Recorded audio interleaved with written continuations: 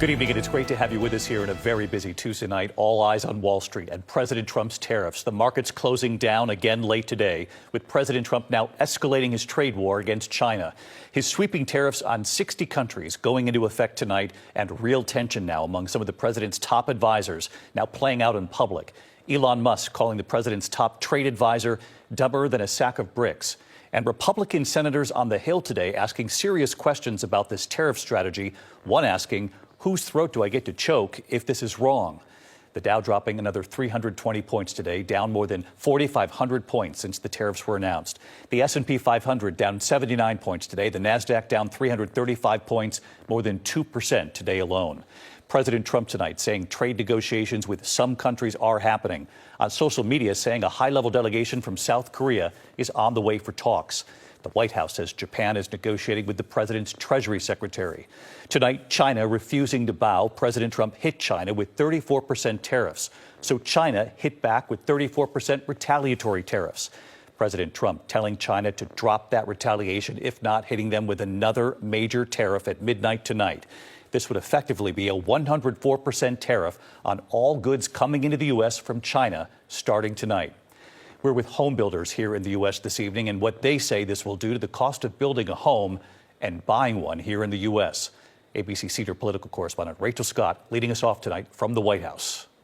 Tonight, with the financial markets all closing down, President Trump forging ahead with his massive tariffs, ratcheting up his trade war with one of America's largest trading partners, China. A steep 104% tariff on all Chinese products imported to the U.S. set to go into effect at midnight. China accusing the U.S. of bullying after President Trump last week imposed an additional 34% tariff on Chinese goods. China then retaliating with a 34% tariff on all American products. The president then raising the stakes, warning if China didn't back down by noon today, he would increase the tax on everything that comes into this country from China to 104%. But China refused, saying it would not give in to blackmail. Wall Street reeling, the Dow dropping another 320 points today. It has lost 4,579 points since President Trump announced his massive tariffs last week, down 10% in 4 days. On Capitol Hill, Republican senators who rarely break from Trump now feeling the pressure from companies and constituents back home. This is creating some anxiety, this current tariff posture among some of my constituents. I'm hoping and I hope you and the president are very sensitive about companies potentially going bankrupt by these actions. Whose throat do I get to choke if this proves to be wrong? Tonight, the president saying trade negotiations with some countries are happening. China wasn't one of them. Right now, Japan is flying here to make a deal.